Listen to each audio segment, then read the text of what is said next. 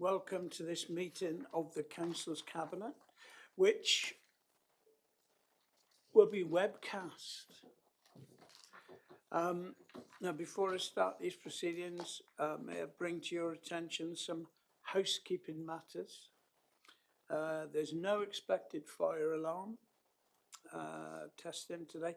Therefore, if the fire alarm sounds, please follow the fire and emergency procedures and leave by the nearest fire exit, which is behind Mary there.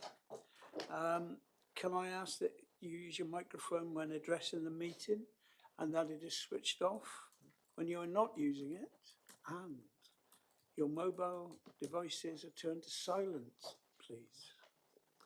I know everybody's very good at that.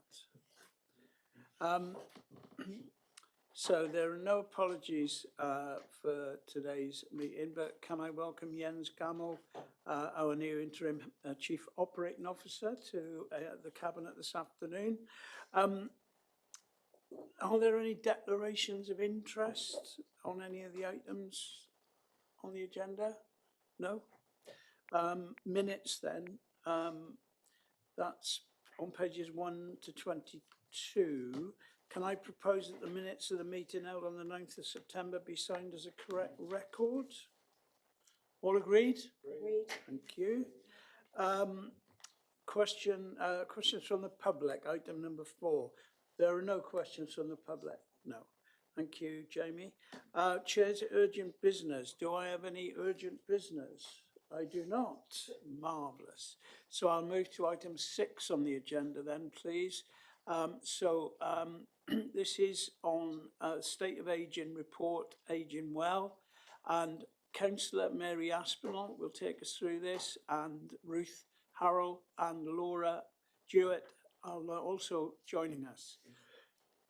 Mary, over to you. Thank you, Leader. People are living longer now than ever before.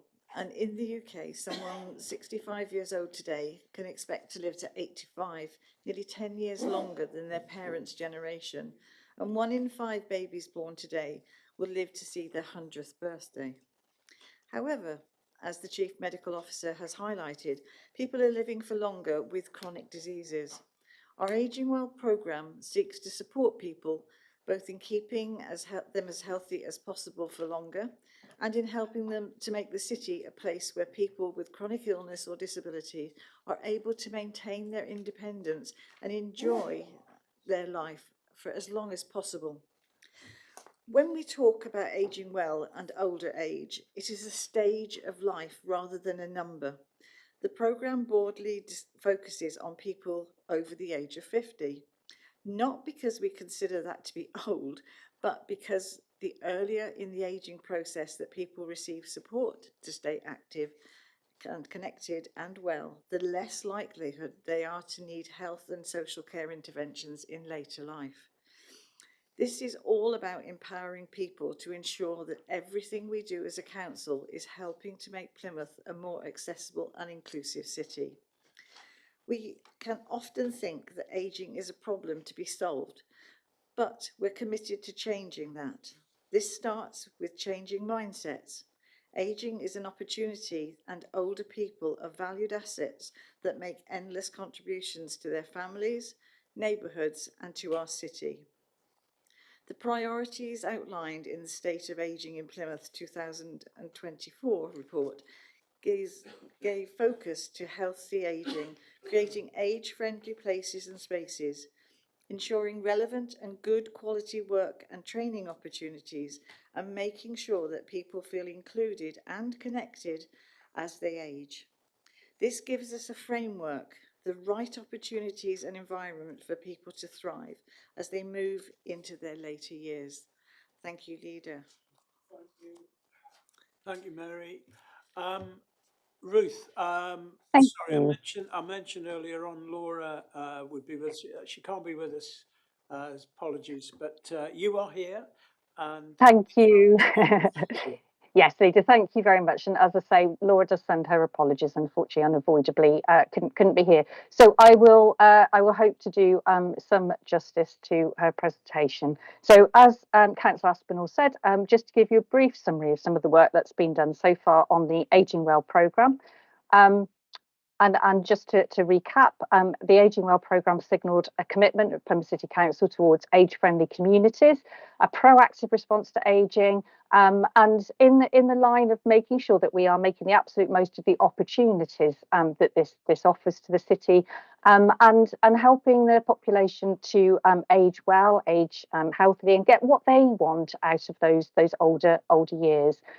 Aging isn't obviously unique to Plymouth. You know, it is a global and national phenomenon. People are living longer, and that is absolutely something to celebrate. But where we need to step in sometimes is to make sure that where perhaps chronic health conditions or some of those illnesses and impairments that we associate with aging start to impact on people's lives.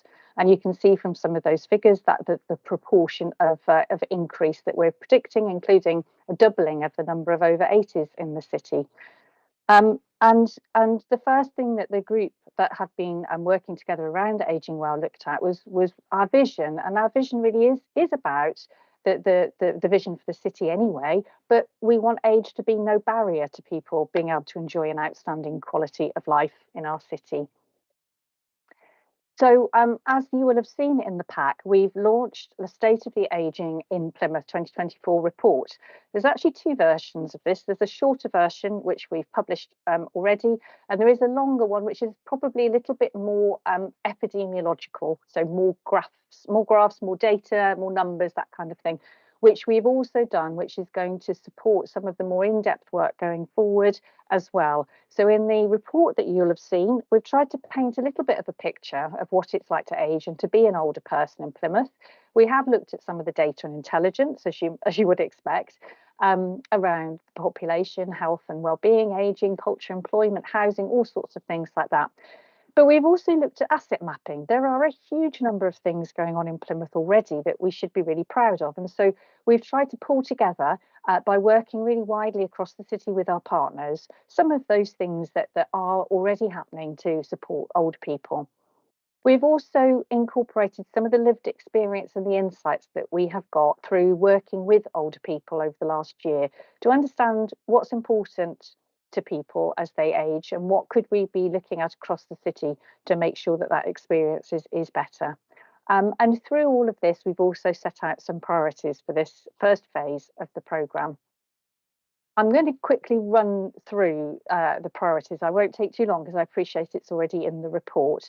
Obviously, we've talked about healthy ageing. So really focusing around Thrive Plymouth on how we can support people to age well. And a lot of that is about keeping active, expanding your strength and looking at balance, and helping those people who perhaps are beginning to get a little bit wobbly on their feet to have some interventions to help them to strengthen their ability to manage a little bit more. When people do have falls, it really does dampen their confidence, obviously, and can have a really lasting impact. So trying to support people, first of all, to prevent that happening. And then if it does happen, to support them to get stronger again and feel confident again. Looking at age-friendly places and spaces, we've heard about how businesses could be more supportive sometimes to people who are older. Some great examples in the city. So how could we make every business like that? And looking at healthy streets, linking with the strategies already in place. And one of the opportunities we often have with older people actually is that they do tend to have either a little bit more time or perhaps more inclination to want to give back. And promoting a climate change ambassador programme was highlighted as a really good way to involve people in nature and working with some of the green and blue spaces in the city. Around transport, that often came up as a question around how people could get around the city. There's lots of work we're doing around promoting active travel for the over 50s and looking at community transport and really listening to what it is that people need help with. Around participation and inclusion, lots of interesting comments came up around how older people are sometimes portrayed in a certain way. How can we challenge that that ageism that we do see in society, making sure that the experiences and the strengths of older people are understood and are used to inform that collective action, rather than, as I say, being seen as some sort of an issue. Um, Skills, employment, and volunteering. So there's a lot of work around the age-friendly employer pledge, and we're also looking really carefully about what do people want as they age. Some jobs become difficult for people, perhaps they get musculoskeletal problems, and yet they still want to work and they still are able to work. So how do we make sure that there's a wide range of opportunities for older people, in the same way as we expect there to be a wide range of opportunities for younger people in the city? And also, as I mentioned, about volunteering, something that lots of people are very keen to do. Looking at housing, obviously clear links here with adult social care and the health area of things, about what are the kind of adaptations that could be possible to support people, and also things like insulation. You know, we are concerned about fuel poverty. How do we help people to access the grants that are available to support some of them who are in that sort of older age group?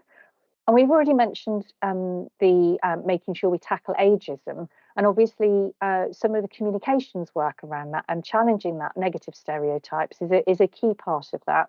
And it's one that we want to work together across the city to really learn about how we can do that better. So on the week from the 1st of October, we had a range of organisations across the city contributed both time and their resources to offer a variety of different programmes to older people. So we had the launch of the Ageing Well Hub, which you will be able to access through our main council website. If you just Google Plymouth Ageing Well Hub, you can find it there. And what we've tried to do is pull together all of the sorts of information and resources that we know people are interested in, and we will keep adding to that. We want to keep that being a live document, and we may find that there's other topics that people would like us to add to that. There was a range of work that Elder Tree and the Theatre Royal did around drama and seated dance workshop, giving people the opportunity to get together around that. I know that generated a lot of interest, particularly as well because it was visible from outside. So I gather more people could see what was happening and came in. We had an information and advice fair, which had 12 stalls, and we had quite a wide range of attendees and really good engagement. And what we found were people weren't just dropping in to have a little look, they were actually dropping in to be able to ask questions and things that had been worrying them or concerning them that they could be helped to address. So that was really positive and really good engagement around that. Again, a volunteering fair where I believe, had 166, it's actually written there, attendees. And we had people volunteering for some of our volunteer schemes, in particular Good Neighbours Support volunteer scheme, which is fantastic. Plymouth Active put on a range of sort of taster events. And what we found there, although it was a relatively small number that took up the offers, what we found is almost all of those converted into wanting to come again and taking up either membership or future bookings. So some photographs from the events, as you can see, and a big thank you to all of our partners that work together to support this. So going forward, we have a working group set up, councillors and senior officers. We are launching the relaunch of 10 Years of Thrive Plymouth in the near future, and ageing well is going to become a key theme around that. And we'll be looking both to extend the membership of the Thrive Plymouth network and also promote the work that's being done at the event in November, and gather more and more ideas as to what we could be doing in the city to make things better. I mentioned the communications plan, and this is being done led by Plymouth City Council, but across the city to make sure that those communications are, as I say, tackling ageism. And we have some great ideas for some of the things we want to do around that. And these are ongoing conversations and appreciative inquiry. So approaches around how we get information from people about what do they like, what do they love about Plymouth, what do they see as some of the positives, and then how could we improve some of those things that they do see as perhaps slightly more challenging. And our partners again working with us around that, making sure that those community conversations are happening across the city. We are going to be having a photo competition inviting images of what does it feel like to age well in Plymouth. There are some fantastic pictures I've already seen of people who are enjoying some of our green and blue spaces across the city. Well, why don't we take those photographs and use those as the kind of images we're using to portray what ageing well looks like in Plymouth, rather than some of the sort of photoshopped images that we all know are rather concerning and portray ageing in a particular way. Let's have some of those positive images that are about Plymouth. And obviously continued development and promotion of the programme across the city with our partners. So thanks very much for your patience. That's all I would like to present today. And if I could hand back to you, thank you. Thank you very much indeed, Ruth.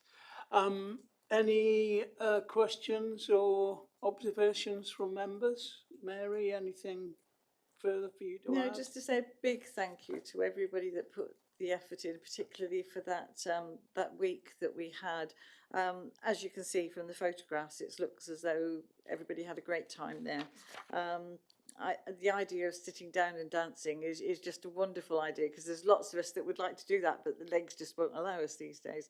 So I think it's making us think about it, and I know all of my colleagues also are thinking about it when when they're thinking about plans, etc. So that's got to be good. It's got to be good for the older people in Plymouth and those that are getting older.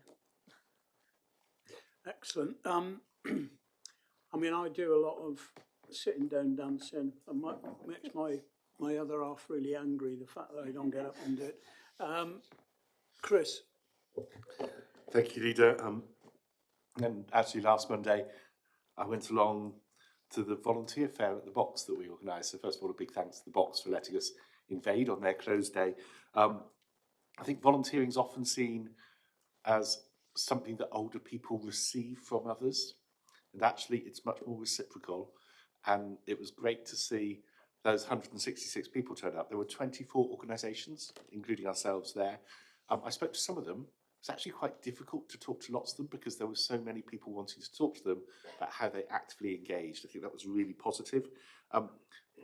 Without really pushing on stalls, we could have had another 50% more than we had.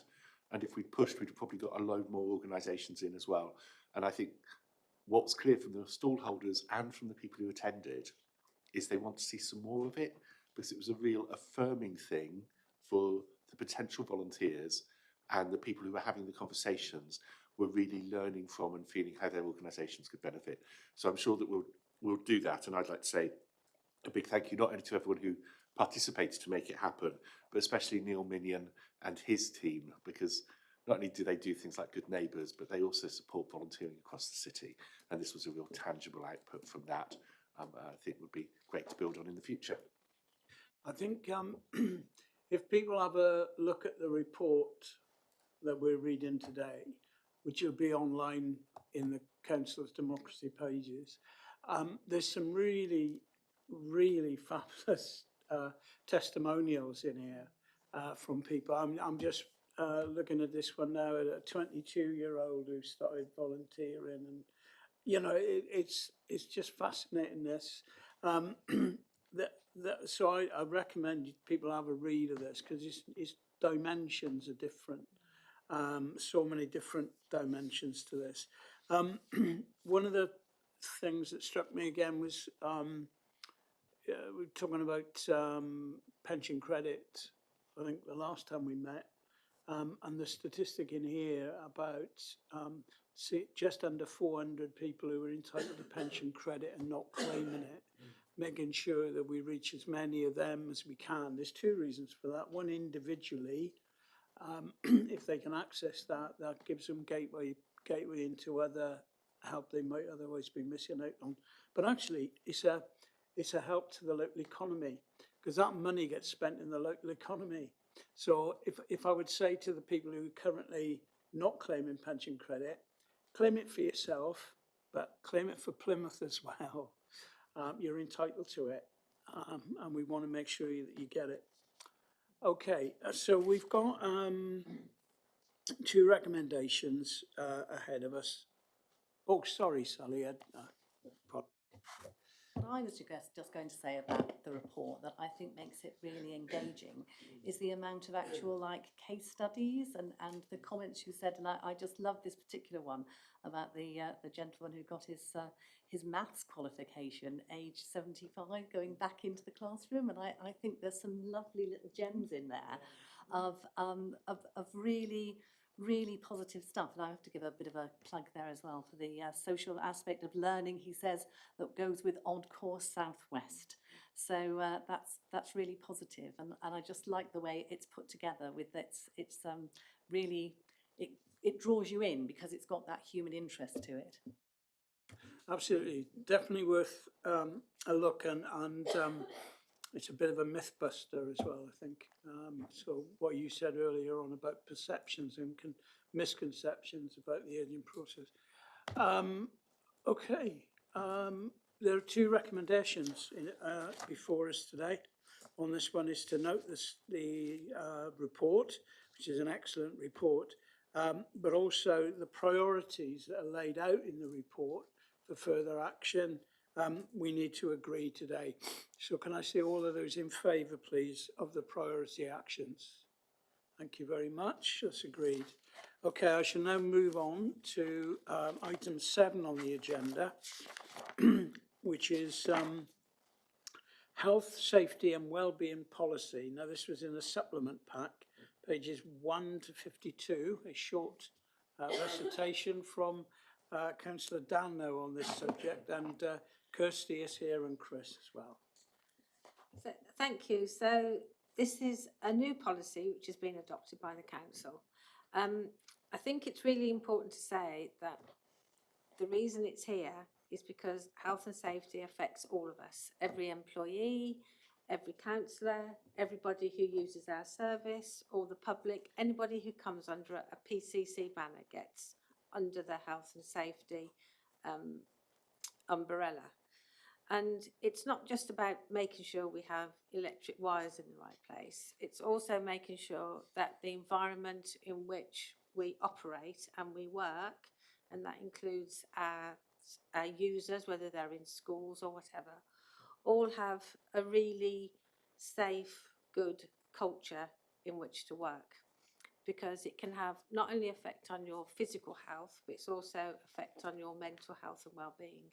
And I think if you look at statistics now, more and more people are affected by their workplace if they don't feel well, which is why we have a great occupational health service. So it's all the things we do to make sure that the environment in which we operate and work are good.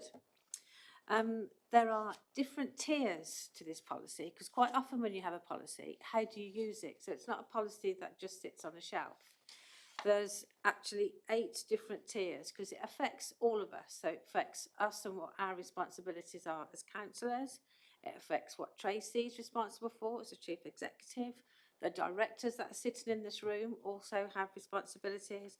Our service directors, our heads of service, our managers, our team leaders, every individual. But also, if ever we have contractors on site as well, we have to make sure that they work in a way that is safe for all of us. It works on a cycle which comes from that health and safety executive, which is around, we plan what we're going to do, we check to make sure we're doing it, and we act if we're not doing it or anything goes wrong, so that we're constantly reviewing how we work to make sure that as working processes and practices change, we keep up to date, and we've all got a responsibility for keeping people safe. We are going to have a new HR system in place, hopefully by next Easter, I was going to say early next year, called iTrend, which is really going to be able to monitor more closely all the training that we do across the council in terms of health and safety, and make sure that we record all our incidents. So it's going to make us a really, really good, conscious health and safety organisation. So that's the sort of the overview and why we're bringing it here. And if you don't mind now, I'm going to hand over to the health and safety experts to give you just a little bit more of what's actually inside. So thank you.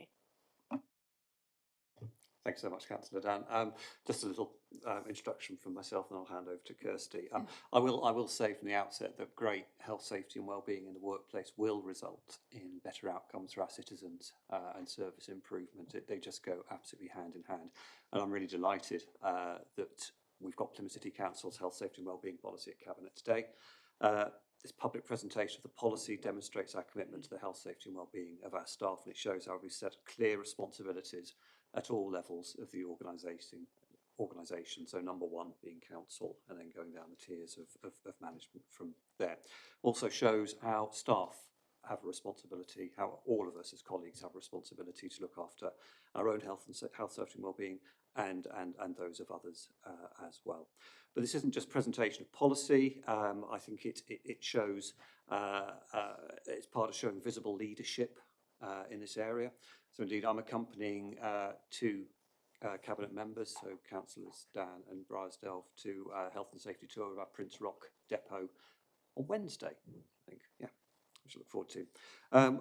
Kirsty won't say this, I will. We've got a very good and impressive health, safety and wellbeing team here at Plymouth City Council. And so on that note, it seems like a very apt moment to hand over to Kirsty for a detailed comment. Thank you. Thanks, Chris. Thanks, Councillor Dan. So in addition to what you've already set out, both of you, the reason that it's so important that this policy comes here is because the decisions and discussions and debate that you have here has an impact on health and safety indirectly and directly. So the financial discussions that we're having, the business discussions that we're having, health and safety is integral to those discussions and should play an equal part to those discussions. Health and safety, gone are the days where health and safety was considered an add-on or an addition to people's roles. It is now an integral part of people's roles and responsibilities. This policy is very much more explicit than previous iterations of the policy. It does talk about the nitty-gritty of people's roles. So I would urge you to read the sections of the policy that are appropriate to you, just to familiarise yourselves with the accountabilities and responsibilities that you all hold at your individual levels within the organisation. And potentially use the policy as an audit, a self-audit for your own assurance. You know, I've encouraged CMT members just recently to do the same. So, you know, my view is that this policy is very user-friendly. You can easily pick it up and jump to relevant parts. And it's in line with the Health and Safety Executive's best practice HSG 65, managing health and safety. And I think that's probably all I would like to say. I'll ask the head of service to say something at this point. Thanks very much. Just to reiterate that point, that this is not a new policy. We have had policies. This is a revision to the policy. The policy in the past has been signed off by myself and the relevant cabinet member, but I think what we wanted to do was to make sure there is maximum visibility, and particularly that point, I think what the policy does is really clearly articulate roles and responsibilities, the part we all have to play. So I think that's a real step forward for us in making sure that that clarity is there, and we can kind of hold ourselves to account, as well as the whole organisation, as well as myself, for making sure that we are playing our part. There's a question that goes along with this, forgive me, because there's a word, I mean, we've got responsibility, and then we've got another word, smaller word, liability. So it's really important that we understand the hierarchy of responsibility and the hierarchy of liability, right? So at the moment, I'm looking at this, and I've described Trish as the head of service, but according to this, she's a level 2. Council is level 1. Now, does that mean we are less important or more important than Tracy? And are we less liable or more liable than Tracy? Thank you, good question. So I don't think anyone's any more or less important than anybody else. What I would say is that you take primacy in decision making, so therefore you take primacy in accountability, which accountability is different from responsibility. So accountability you can't delegate to someone, but you can delegate responsibilities down through the line management chain. So there are responsibilities delegated to Tracy, and she will delegate onwards to throughout the management tree of the organisation. So it's a good question. So accountability remains with you, and you can't delegate that responsibility as you can delegate. And that very important element is the role that full council plays in making sure that there are adequate resources for health and safety. So it is not about any one member getting involved in the day-to-day management, but it is making sure that, you know, when we look at things like budget setting and so on, that we have an adequate budget there to deliver what we need to deliver. And that oversight and assurance, again, is a really key role that members play, and we want to make sure that there is maximum visibility on the not just the policy but actually the action plan to deliver the improvements, because a learning organisation is an organisation that continues to improve, and so the quarterly updates that certainly we get at CMT, and I know are available for scrutiny as well, are really important in making sure that we're on track. And we are making sure we've got those key performance indicators, but we are delivering those key actions as well. Thank you. Any further questions? Mark?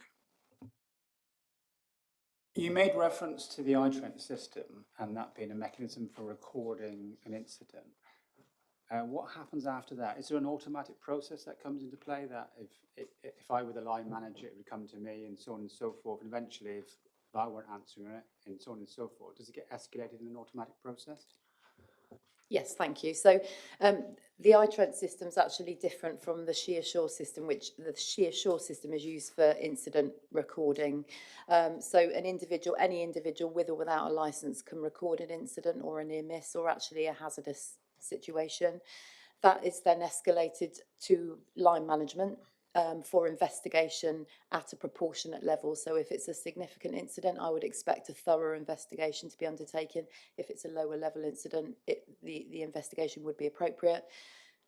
Control measures should then be put in place, reviewing risk assessments. So that whole cycle of plan, do, check, act, we should be looking at our risk assessments, any standard operating procedures associated with it, making sure that we're reviewing all of those to stop any future incidents from occurring. And that does happen. It's an automated system, so it will automate those alerts to line managers associated with staff who report the incidents. The iTrent system is going to be used to record training data against sort of people's individual accounts. So that will be really helpful for us going forward. What I wanted to check as well is, if that line manager wasn't diligent in doing what was required to do to address the issue, and you was being somewhat frustrated by getting that line manager to do with it, does it get escalated to eventually it comes on to Tracy's desk and she has to action it in the absence of anybody else doing so? Yeah, absolutely. So in the quarterly reports that Tracy was talking about earlier, we have a key performance indicator, which is incidents closed on time, which means incidents investigated within the set parameters, and that depends on the level of the incident. So if it's a reportable incident to the HSE, there is a shorter time frame for that to be investigated. And yes, it reaches Tracy's table if it doesn't become resolved. Yeah. I think that the other part, which is really important, is the partnership we have with our trade unions in this space. So at the trade union meetings, we have regular, within each of the directorates, there are regular catch-ups and regular conversations. So that oversight and visibility of that data and information, things that are going right, but things that perhaps just need a little tweak or a little push forward, are picked up there too. So we've got that operating at a number of different levels. And just to give you assurance that for some of the more risky parts of our operation, the team are lucky enough to have regular meetings with me. Have a look at those. Okay, everybody. The report does give the distinction between strategic and operational and our role of governance. So what I'd like to do now is to ask if there are no more questions. Any summing up from you, Sue? Only one thing, we did make the offer, which we are going to put in place, is that every directorate with their portfolio holder is going to have a regular update on health and safety, so that every portfolio holder can really understand perhaps some of the issues that might be facing their directorates at a strategic level, not operational. Okay, thank you for that. And thank you both for this. We've got two recommendations: to note the contents of the policy, specifically members' accountabilities and responsibilities, and to communicate and role model positive HSW performance and leadership, and actively improve and maintain individual HSW competency. And I think we need to make sure that all members are aware of their responsibilities in this respect. So if I could ask, however that is usually done, for it to be done. I'm not suggesting another seminar or webinar, but I think certainly some regular reminders to members of their responsibility. If they see something, say it, sort it, I think, or whatever the phrase is. Is that okay? All right, so all those in favour of the recommendations, please show. Thank you very much. Kirsty and Chris, thank you. We now move on to another item, item 8, which is the completion of the North Prospect Regeneration Project. And pleased to see here Jonathan Cowie from the Plymouth Community Homes. And we also have Neil Mawson from Housing Delivery, and Paul's here as well, Paul Barnard's here as well. So I'm going to say a few words. Chris is going to say a few words. I'll open up the floor. And we're having a little video as well. We're not showing the video straight away, are we? No, okay, all right. A few of us were lucky to attend the celebration event a week or two ago. It was great, wasn't it? At the Beacon. The Beacon, for those of you who haven't been there, is a community hub in the new regeneration of North Prospect. We had an exhibition of memorabilia about North Prospect, its history, and the regeneration process with photos and videos and lots of photographs and things like that. And, you know, I think it's fair to say what's been achieved for North Prospect, and because of that, for the city, has been phenomenal.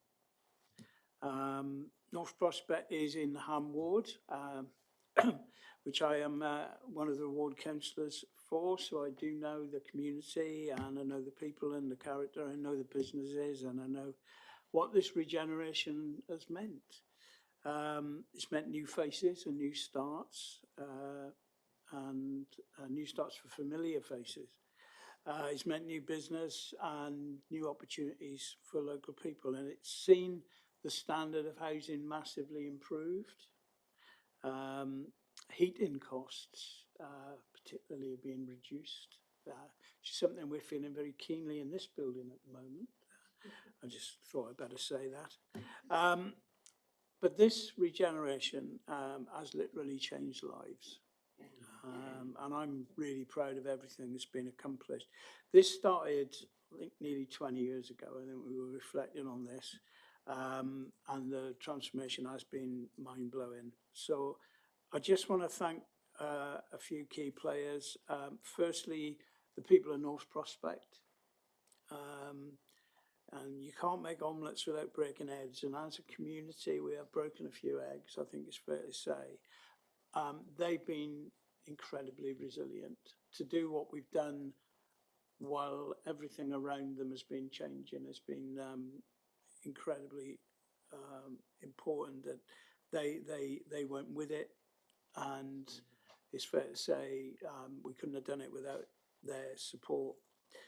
Need to thank Homes England for finding ways of keeping the project going despite considerable challenges. Most of all, though, need to thank Plymouth Community Homes for being brave, for pressing ahead with the regeneration despite the risk. I think one of your predecessors made the point at the celebration event that effectively we put this project in the hands of a startup, I mean, I knew we had confidence in the startup because we knew a lot of the people who were working for PCH. After all, they were us once upon a time. But nevertheless, to have taken on the risk, not just for reputation, but for finance in the way they did, was amazing. I think, though, showing once again that by working together, by pooling all our resources, by sharing our knowledge, we can deliver amazing results for Plymouth.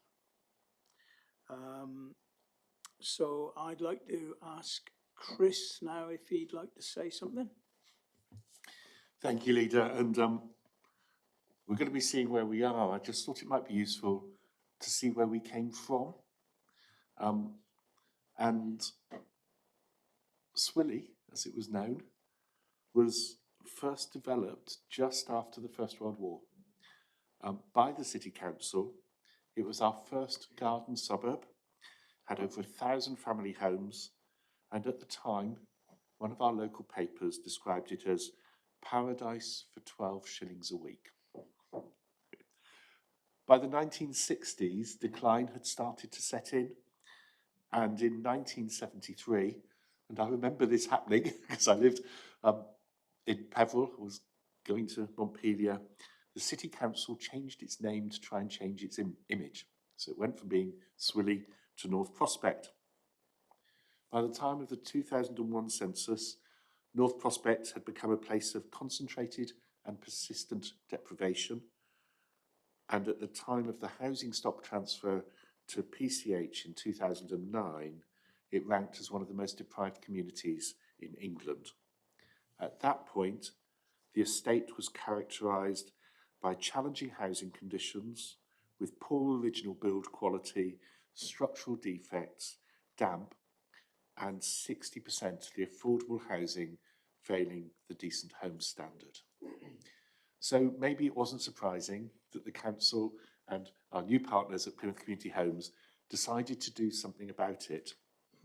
And the aims of the regeneration, which I'm not going to tell you about because Jonathan will tell you about what actually happened in the regeneration, but the aims were about much more than just replacing buildings. It was a whole set of actions around reducing crime, increasing education and skills, and improving employment outcomes. And the vision set out at the start, which is currently being tested with some external research, was that children and adults are happy and healthy, that the community know their rights and responsibilities, that community spirit is lively and proud, that the housing and environment is high quality, safe and clean, crime and antisocial behaviour is not tolerated, that the community can raise and fulfil their aspirations, that they lead fulfilled lives and have the skills they want, that local services are effective, responsive and coordinated, and there is an improved image for the estate across the city. And the evaluation of that has been funded by ourselves, PCH and Homes England, because this was such a major project. And on top of all of that, we said that there had to be no net loss of affordable housing.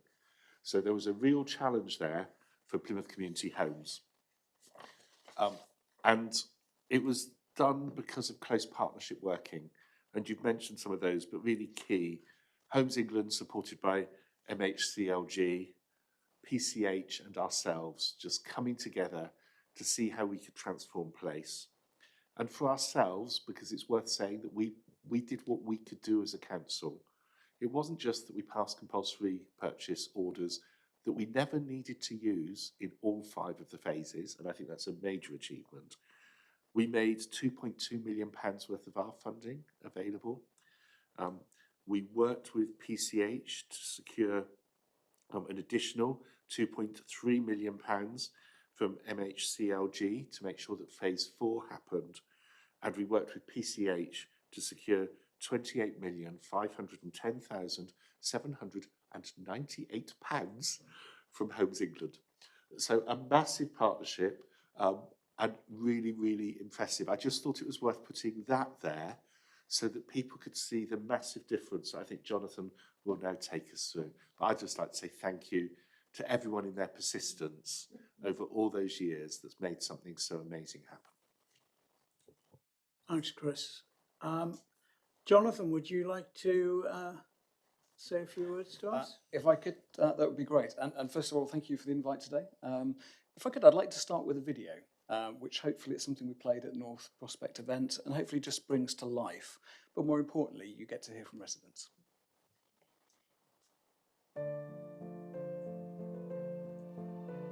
The name Swilly is derived from a landed country estate called Swilly. And so, if you like, the land was sold, and in deference to the previous owner, the place was called Swilly.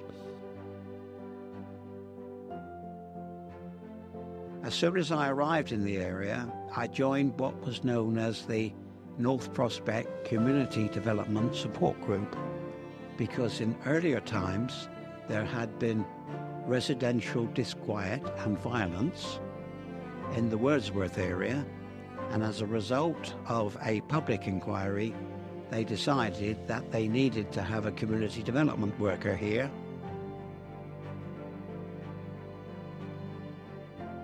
A decision was made to transfer Plymouth City Council's housing to a newly developed Plymouth Community Homes. And in effect, what we did as the partnership, we welcomed Clive Turner, the new CEO, and a small team of people, and introduced them to the residents because it had then been decided that North Prospect merited some form of redevelopment.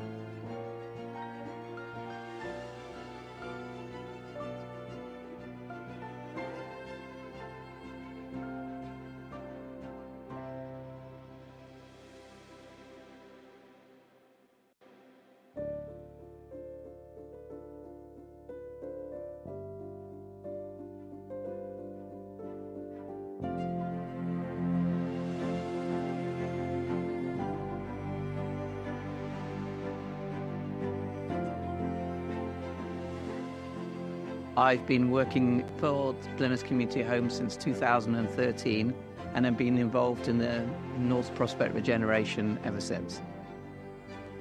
North Prospect was a pretty notorious area 15 odd years ago. Anyone that knows Plymouth will know that it had a reputation for antisocial behaviour, and the properties themselves, they had damp, and they were built just after the First World War, and they suffered from a number of defects. We think this is the biggest regeneration in the southwest. It's cost almost £130 million. We haven't been able to do it without the help from Homes England grant funding, as well as from the City Council. The City Council declared a compulsory purchase for the whole area, which enabled us to do the site assembly, which was critical. It's too early to say what the full effect of the regeneration will be, but I think anyone walking around North Prospect can see the change physically. One of the ambitions, of course, was that it would become a safe neighbourhood, and we're really pleased with some of the resident feedback surveys we've had, showing that residents are feel very safe, which I always think is a major test of whether regeneration has worked or not. I joined just before Council transferred all the homes to PCH in 2009, and one of the promises that we made as part of the transfer was to regenerate North Prospect. The idea of the regeneration, the biggest in the southwest at the time, replacing close to 800 homes with 1,100 new ones, was to revitalise the community, change the mix of homes so there would be private home ownership, there would be 1 beds, 2 beds, 3 beds, as opposed to just the 3 beds that were there at the time. We had to secure a lot of money to get this done, and at the time we got a really big loan from NatWest, RBS as they were then, and that was enough to fund the whole project. We also needed funding from Homes England on the grant side. We had some funding from Plymouth City Council, as well as the council providing more additional land at a cheap rate. We were saved by the European Investment Bank lending us 30 million through the Housing Finance Corporation, who remain one of our funders to date. That money really meant that we could carry on into phase 2 and phase 3 of the project. I've been the ward councillor here on the City Council since 1988, so way before the regeneration started.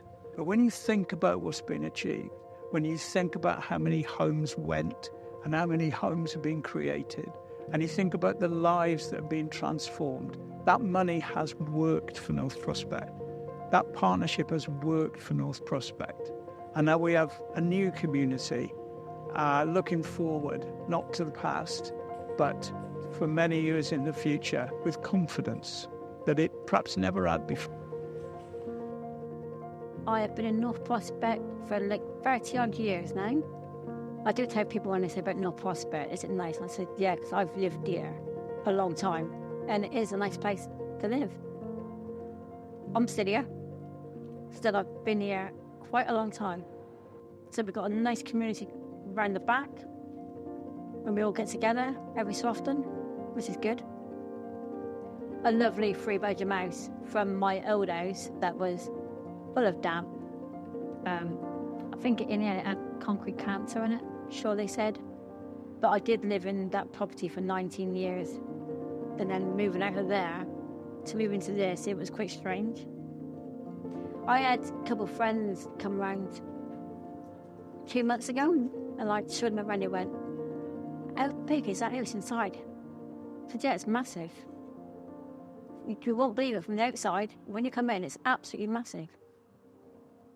And if you aren't one of these houses, somewhere you can't. Thanks,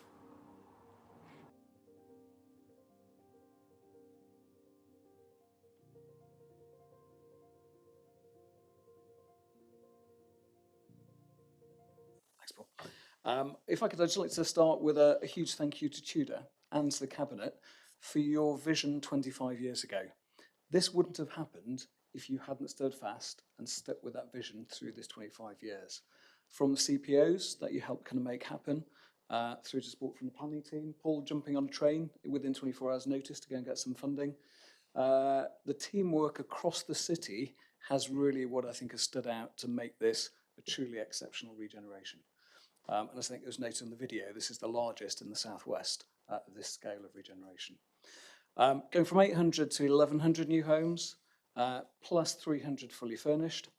70% of residents that left have come back to North Prospect and made this their new home again.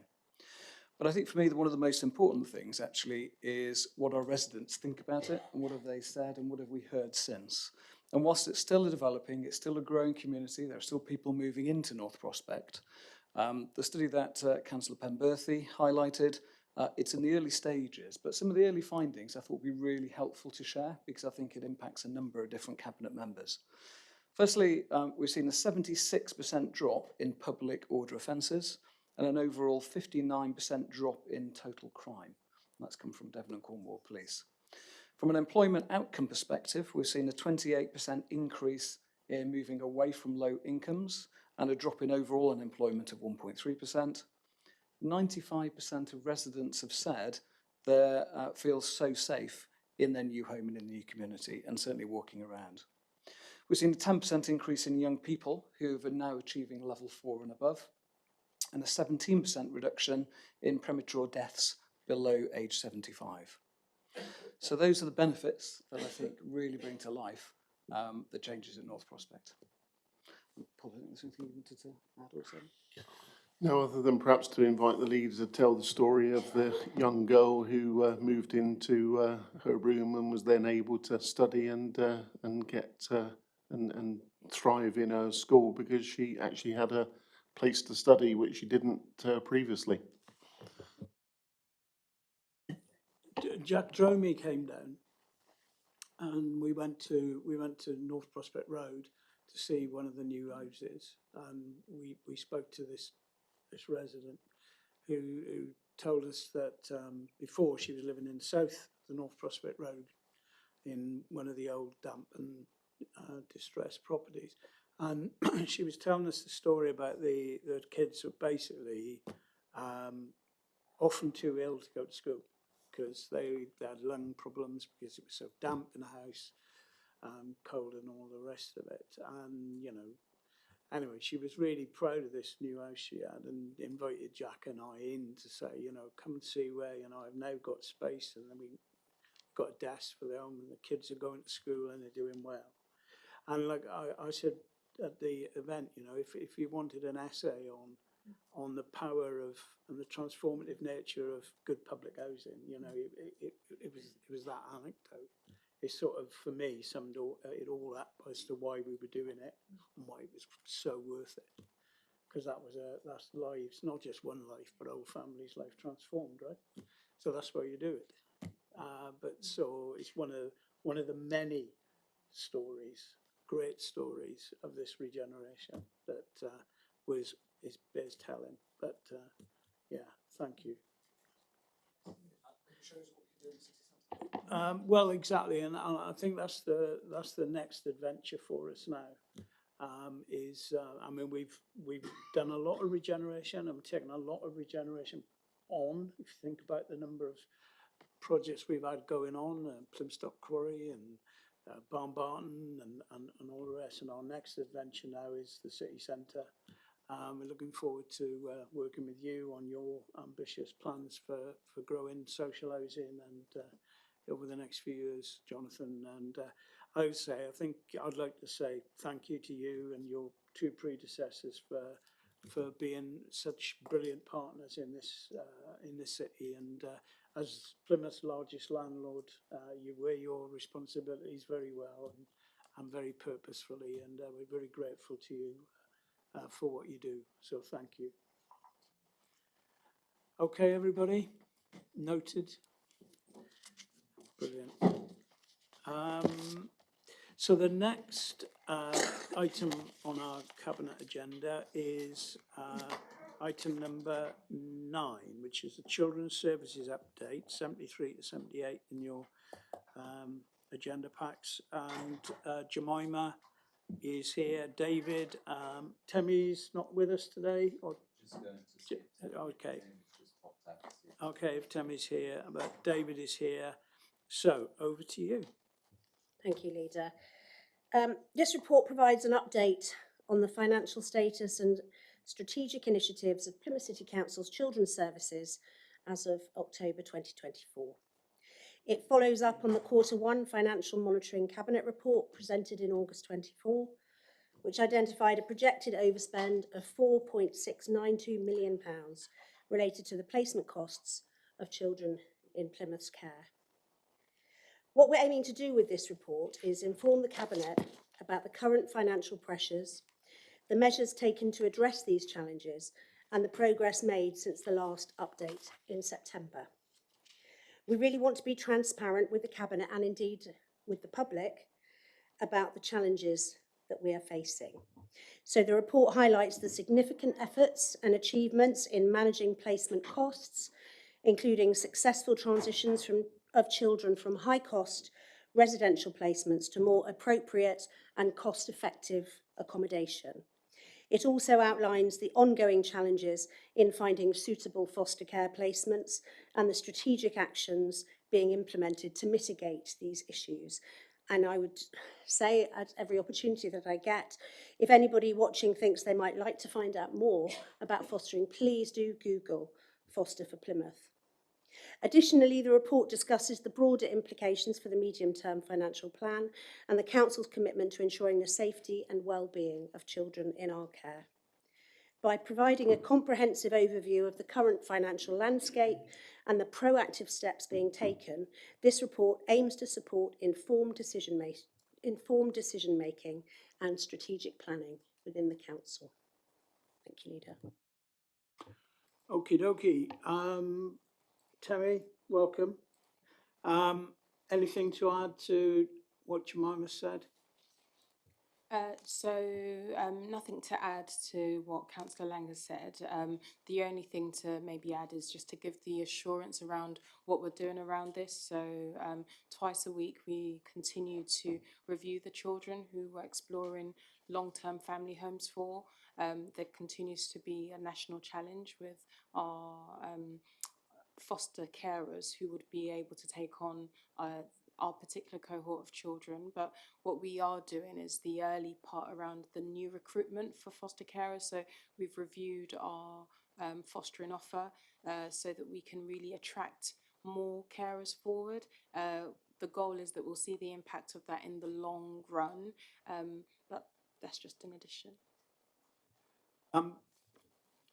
Mark?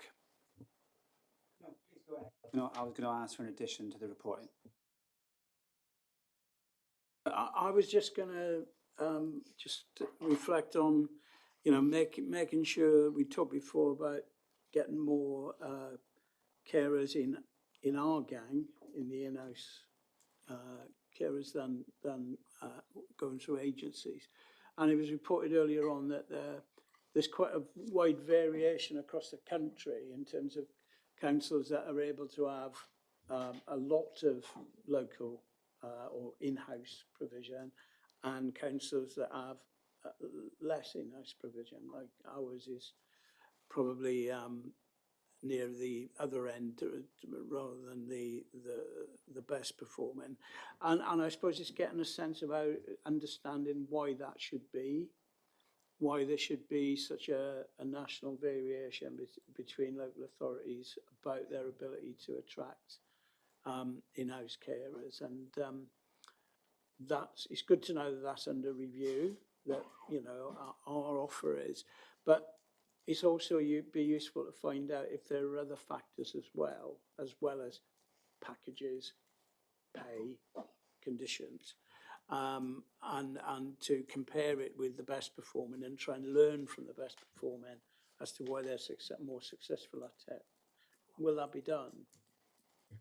I'm reaching out to counterparts of mine across different councils where they have got the balance much more in the local authorities' favour, to just pick their brains and ask them about what might we be missing, what is in their package that is more attractive. But I would reiterate what Temi said about we are continually working on what we offer our in-house foster carers, and we are finding that some more than have happened in the past, independent fostering agency foster carers are showing interest in coming to Plymouth and becoming a local authority carers. There's a lot more to do, but certainly in terms of reaching out where there is best practice around this, I've been very proactive in that to just pick people's brains and see what we might be missing or what we could improve even further.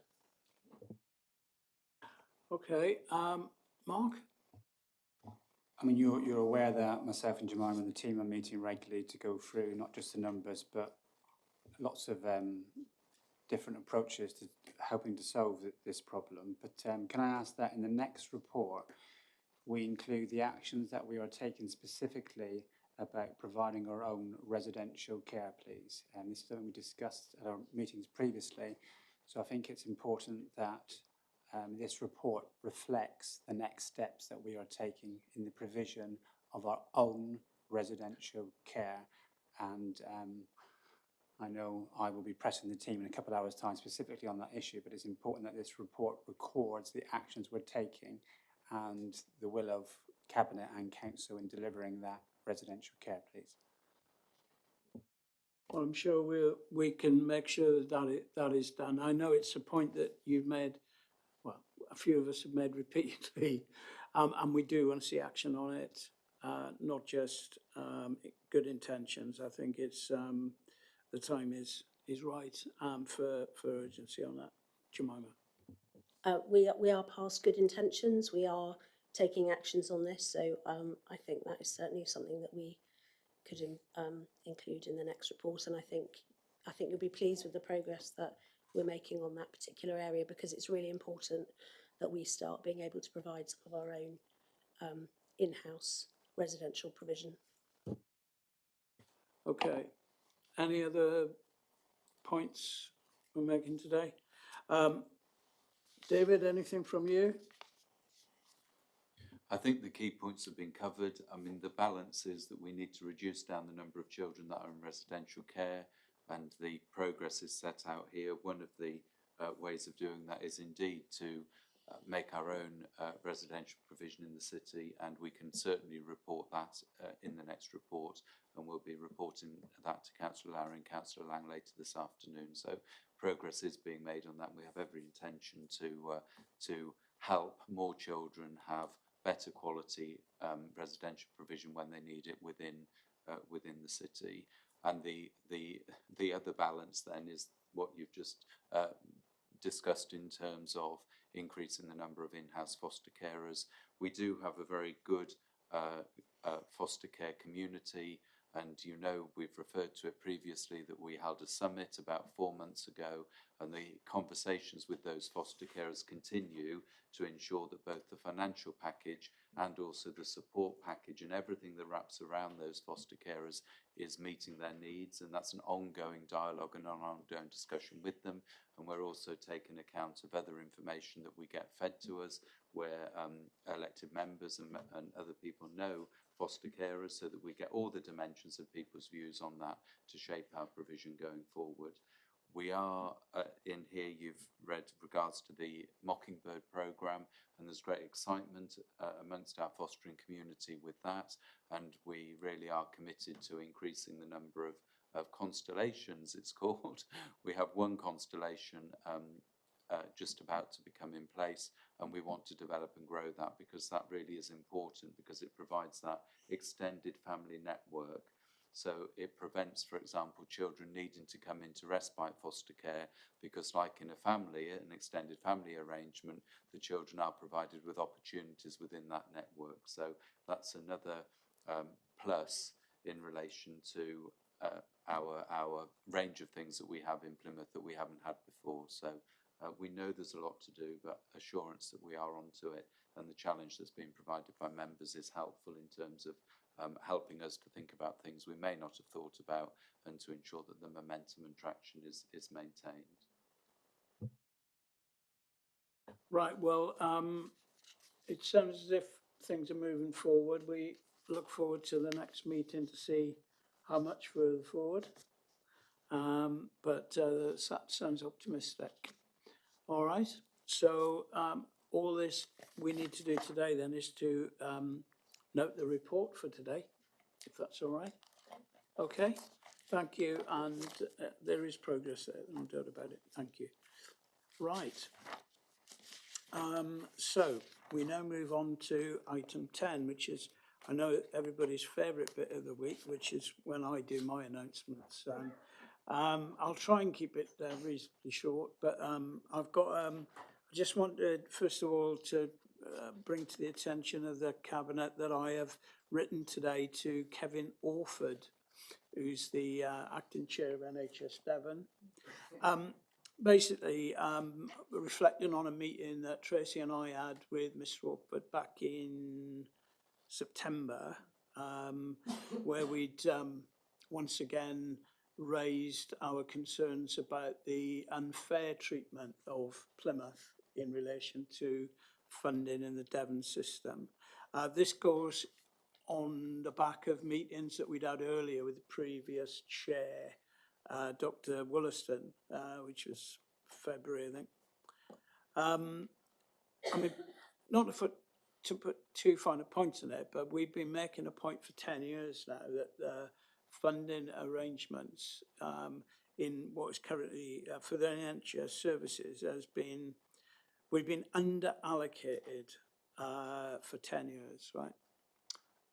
Been recognised by the CCG, who took steps to start to address it. And that was basically because there were health outcomes in this city which were not good, and not just not good, but not good in relation to other parts of the Devon system which were getting better funding. So we had agreed, and they had agreed, that we would start to redress that balance. Now, the latest state of the play with the current Devon ICB fair shares funding, this was agreed in October last year, you'll remember, leaves Plymouth 1.8% below the needs-based funding assessment, which means in actual real terms that our underfunding is about 10.3 million. Right? Now, we all know the ICB's got problems. We all know that there's not enough money in the system. But it can't go on that Plymouth effectively is having to make do with less money than we should have. Particularly when other parts of the Devon system, although again they don't get all they want, they get less of what they need, less better treatment than unfair treatment than us.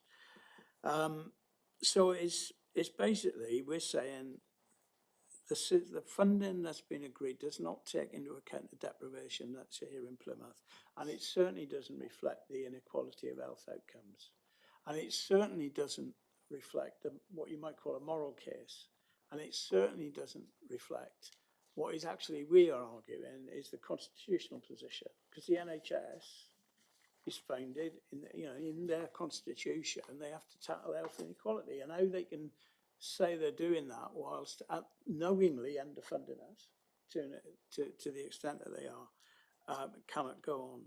So as the ICBs have the autonomy to allocate the money that they are given as they see fit, we are saying they need to see more fitness for Plymouth, frankly. They need to allocate the money on the basis of fairness, and they need to allocate the money on the basis of addressing poor health outcomes. And we cannot see how they're currently doing that with the funding being allocated the way it is. It's simply not, it's not right. And what we're saying is they need now to break with the tradition that they've set themselves, and they need to put this right. So what I'm asking for from the chair is a proper board level review to consider the policy change that I'm proposing. The policy change being don't do it how you're doing it how you should be doing it. And what that would actually mean is that we would need to be over allocated money. Other parts of the system are over allocated, we are under allocated. We're both within the tolerance, but the point is, why is the Plymouth tolerance always underfunding, and other parts of the Devon system, the tolerance is always overfunding? We just want that rectified and changed into reflecting the fact that we've got greater deprivation and greater inequality in health outcomes, and that's how the money should be spent. So that's the basis of the letter. I've copied in local MPs into that as well, and I've also drawn this to the attention of Wes Streeting's team as well. Not that it's Wes Streeting's decision, because Wes Streeting doesn't make that decision. The decision is made by the ICB, but I wanted him to be aware. Okay, other announcements are, we are the first Freeport to have committed our £25 million seed capital allocation on important job creation projects. The first Freeport out of all of them. That's remarkable, isn't it? So last week, the Freeport board reported, the MHCLG, who overlook it, reported that our annual audit was exemplary, that we were top of the pile in terms of process and assurance. I mean, the reason I wanted to say this publicly is because, you know, there's like conspiracy theorists going around that the Freeport is somehow some sort of sinister plot to privatise Dartmoor or something. I mean, I don't know where these people get this stuff from, but, you know, it's you know, it's not that. They're not doing that. We're building some industrial premises in the South Downs, is what we're doing, and Plymouth.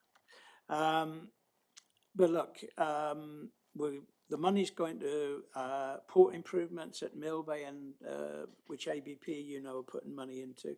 Oceansgate Innovation Barns. If you've never seen an innovation barn, you're about to. We got Beaumont Way industrial units at Langage. Princess Yachts are getting some cash, as is Catwater Harbour commissioners as well. We've also reached a major milestone with the Guildhall refurbishment project. We've appointed a main contractor. And also, you'll have seen the restoration of the building facade. It's looking magnificent. The Guildhall, they've done a fantastic job, front and side. It is wonderful. And we are really excited about it because it's going to provide us with quite a special city centre music venue. You know, the investment that's going on inside in sound and lighting and stuff is going to be quite attractive, I think. Last month, Tom Brysdale and myself had the pleasure of stepping inside Tinside in their lovely tent on top of the colonnades. If you've never set foot in the top floor of Tinside, you'll have missed a treat. One of the most shocking states of any building that in a council's estate that you'll have ever seen. But no, its transformation is underway, and it's going to be just fantastic. Just to remind everybody, so that's the start of a £10 million refurbishment programme. So that's, as well as Tinside, of course, Mountbatten Centre, Mountbatten Tower, the public realm around Mountbatten as well, the Garden Battery at Mount Edgecombe, and of course the projects we've got going at Ernest Creek and Firestone Bay as well. More of that in due course, I think. So we're working with the National Lottery, the Youth Investment Fund, Levelling Up Fund as well to develop these iconic waterfront assets and bring back into use some very underused buildings.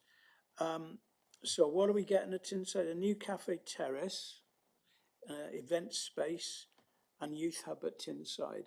What was amazing, Tom and I were told that this summer, in spite of the current state of dereliction, was it over 300 young people had been involved in youth projects down there, which is fantastic. And of course, you can only imagine once this space is properly renovated, exactly how much of a hub that's going to be.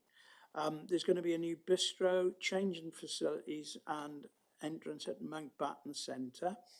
There's an enhanced public realm and waterfront walkway on the Mountbatten Peninsula, a new public pontoon, the Mountbatten Tower and Mount Edgecombe Garden Battery access and interpretation improvements, meaning they'll be open to the public on a permanent basis. I mean, you know, we've got a Norman Tower. A Norman Tower. You know, if this had been in Wales, there'd be a light on it and signs for it from 100 miles away. But, you know, not Plymouth. No. You know, once again, you know, keeping our best bits under a bushel. No more. We're improving facilities for wild swimmers at Firestone Bay and community facilities at Ernest Creek in partnership with the local community there. So a lot of this stuff's going to be done now in time for next summer. This Wednesday, Plymouth will be hosting the MSc annual conference at the Box, Marine Stewardship Council. That's to do with seafood, by the way, and it's really, I'm really pleased that George has brought the MSc team down to Plymouth to do that. Basically, the reason they've chosen us is because of the commitment that we're showing to the fishing industry in good times and bad. And MSc want to work with us on a number of fishing improvement projects in the coming years. So that's really exciting news, I think. We've hosted a number of important people as well, I think it's fair to say. We've had Peter Denton here. He's the Homes England Chief Executive, and he's bringing the whole board to see us in November, which is really exciting news. Looking forward to showing them the context of their partnership with us. Oliver Letwin, now on the Homes England board, he's been to see us a couple of times now. Matthew Pennycook, we went to see last Monday. That was great. Rebecca asked a question and secured a ministerial meeting for us. So all the three Plymouth MPs, plus myself and Tracy, went to see the housing minister there, and I think it's fair to say we landed our asks. We've had Gareth Bradford here, who's the lead for Crown Estates on floating offshore wind. Again, lots of potential for Plymouth there. I think that's really quite exciting. And we met with Richard Davis, who's the new Vice Chancellor at the university, Plymouth University, who's come to us from Newcastle. And we had a really good chat with him about civic partnering from the university perspective, learned quite a lot about how he sees the future under his VC-ship. And it's fair to say, I think, Tracy, that the university are looking forward to playing an even stronger role in our city going forward. And Richard's plenty of experience in this space from his time in the Northeast and in other parts of the country. So it really feels quite good and exciting. The other thing is, there's one more thing, to thank the building companies. I don't know whether you saw the press release from Building Plymouth in the week, where a number of our local construction companies through Building Plymouth came forward to help those in Keyham who had the damage after the bomb was removed. All the work's now been completed. 18 local companies volunteered their time, putting materials and equipment into a value of £40,000. And the kindness they showed was fantastic. And the skills and the craftsmanship, second to none, brilliant. So, it's not the council's role to pay for repairs to private properties following an emergency. We've done everything we can to support homeowners most effective in Keyham. But once again, thank them, those building companies, and Emma and the team from Building Plymouth for it's absolute credit, Plymouth. Absolute credit, fantastic. So that's my little bit. Deputy Leader, anything from you? A couple of things from me, thank you, Leader. I want to tell you about our next major new exhibition, which is coming to the box, which opens this weekend, Land, Sea, Sky, and it's showcasing the work of Ingrid Pollard, J.M.W. Turner, and Via Selmans. These three artists who, although working more than 200 years apart, are connected through their close observation of nature and skillful use of materials.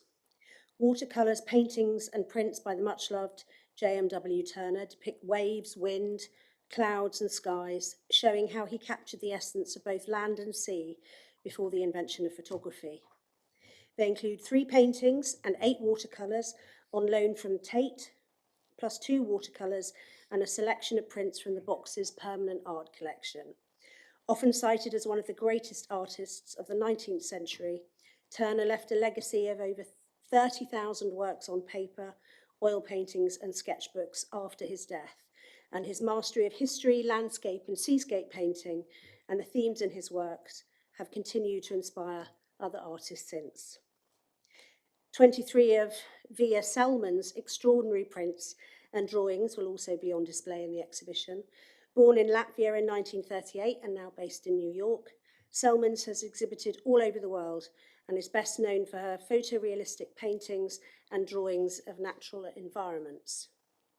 Land, Sea and Sky is completed by a recent body of work by multimedia artist, photographer and 2022 Turner Prize nominee Ingrid Pollard. It was acquired by the Box in 2023 through the Freelands Art Fund acquisition, a unique partnership between Art Fund and Freelands Foundation, which helps museums acquire work by contemporary women artists who've won the Freelands Award. 3 Drops of Blood draws on 2 years of research by Pollard that unearthed the folk histories of Devon's botanical gardens and ferns. Pollard travelled across the country exploring how across the county, exploring how flora and fauna inspired the county's historic lace-making industry. The resulting installation includes framed images, prints, and 6 unique bark boxes. Pollard, one of the leading contemporary artists working in the UK today, was involved in the selection of the Turner prints from the box's collection. She has also loaned a large LED work to the exhibition, and in addition, the box will display examples of Devon lace and archival material relating to ferns from its collections. So that sounds pretty exciting. And this weekend we have the Plymouth Art Weekender. It takes place over 3 days and is a celebration of Plymouth's rich and diverse creative communities. And this year's theme is Do It Yourself, Help Each Other Out. Throughout the weekend, there will be a vibrant mix of visual art, hands-on workshops, and exciting events. It showcases Plymouth's homegrown talent alongside welcoming artists from across the UK to share their work. You can find the extensive programme listed on the Plymouth Art Weekender website. There are events happening in the city centre, in Mutley, on the Barbican, the Royal William Yard, Devonport, Stonehouse and Stoke. And I can guarantee that whether you're an art enthusiast or simply curious, there will be something for everyone. And there's going to be more than 60 events happening indoors and outdoors all over the place. And the project received Arts Council funding as well as city support from the Box and partners including the City Centre Company, Royal William Yard and Drake Circus. So it's something to enjoy for everybody there, I think. Fantastic. Chris. Thank you, Leader. Just a number of things to update you on. I've made no secret about the fact that we're in the midst of a housing and homelessness crisis, and I want to talk about that now. And I'm going to repeat some of the things I've said before as I introduce it, because I think we keep on needing to remind people of this. It's not just a Plymouth problem. This is a national issue caused by decisions made predominantly over the last 10 years to 14 years by government. And that's meaning we're seeing a change in the face of homelessness. Many more households are concerned about their security, and many, as a result of unaffordable rent increases and the cost of living crisis, all being victims of Section 21 notices, the largest reason anyone comes to us presenting as homeless, are really suffering, and it's affecting people who were previously never thinking they'd face homelessness, increasingly families. Just to give you a snapshot, we have just over 7,100 households on the waiting list, 200 households in temp accommodation, about 160 in bed and breakfast. Of those last 360, 187 are families. That's people with children. It's unacceptable in a modern society, and we are taking action. So I'm really pleased that following our decision last December to invest in temporary accommodation, we have been able to complete the purchase of the Royal Building in town at St Andrew's Cross. The decision means that we have been able to buy some former student accommodation, which we will convert into 30 1-, 2- and 3-bedroom flats for families in temporary accommodation. This will mean that whilst in temporary accommodation, they're able to be permanent and settled. We will have staff in offices on site to provide support in order that that trauma of being homeless is tackled, and we're able to help people move forward into a good solution. That's really positive news, and it's only been made possible because of a decision of this council and this administration. But temporary accommodation isn't the solution. We need permanent homes. So last week I was really pleased to go to the Stirling project.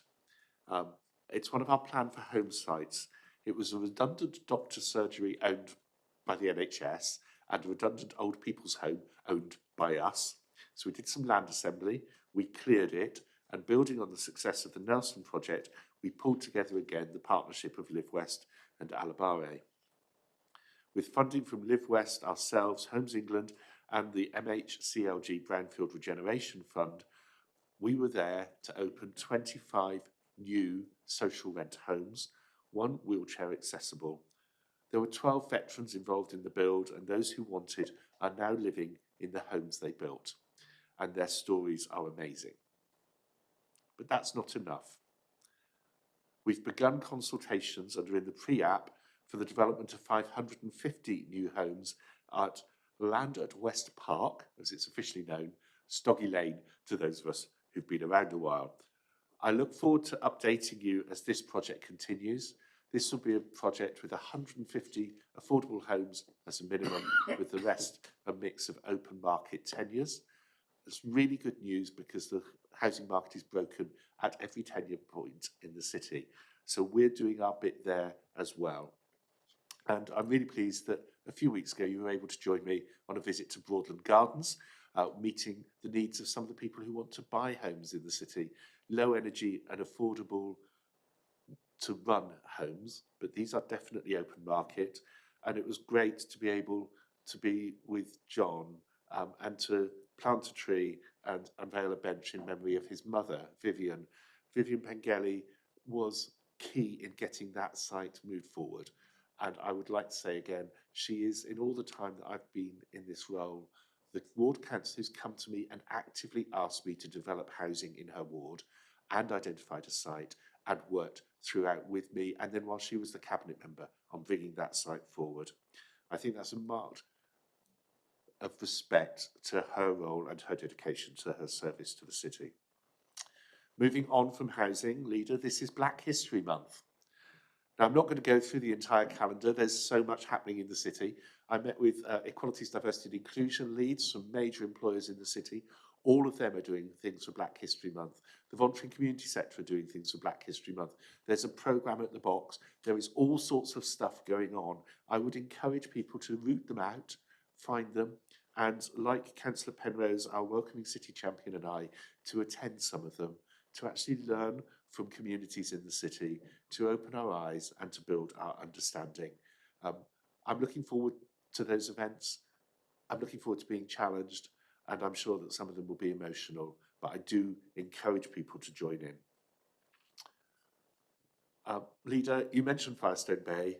I'm really pleased after months and months of negotiation, we've finally been able to get access agreed with all the local landowners so that we can actually drive our rigs up to the edge and get it over the edge so that we can build repairs to the tidal pool at Firestone Bay.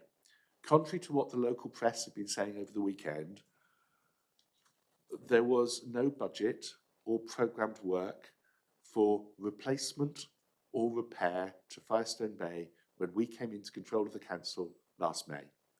This is our project, and I hasten to say I would like to thank Alderwoman Sue MacDonald, who has been badgering me for a very long time to get that pool sorted. And I'd like to thank all of the officers who've worked alongside to make sure that local people are continuing to be able to use our last free tidal pool as we go forward. And finally, I'm really pleased to say that today I'll be signing an emergency decision to launch the Household Support Fund for October to March this year into next. We were awarded the funding for this by the government late in September, and it's almost £2.3 million that we will be spending. That will provide £13 per week food vouchers for children in receipt of free school meals during the school holiday weeks. It's about 13,000 of those children that will be eligible.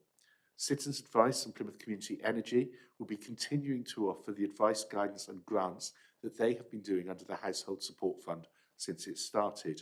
I'm really pleased that we've been able to increase the amount of housing grants that Plymouth Energy Community will be distributing. Those will be targeted specifically at older people, as I trailed in the recent council debate. We will also be providing advice and practical support, including the provision of food, through a variety of local voluntary and community sector support agencies. Children in crisis will have additional support through our children's services, and our Community Connections team with partners in the Alliance will be seeking to support homeless people better and prevent homelessness through a grant award to them as well.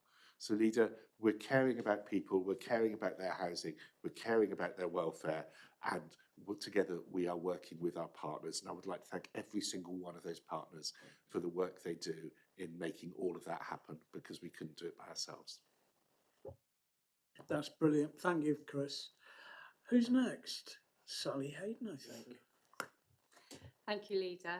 I've got quite a few, I'm afraid. I've been very busy. So to start with, the library service, some updates for you.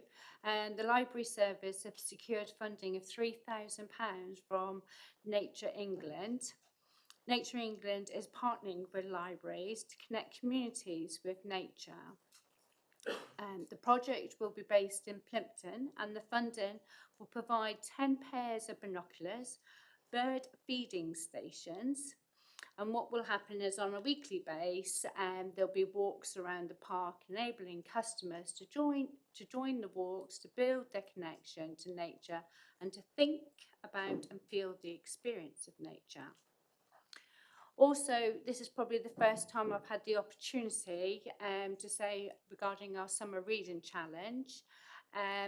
Our young people, we had 3,510 people registered to do the summer reading challenge this year, so that was an up from last year, and 2,187 completed it.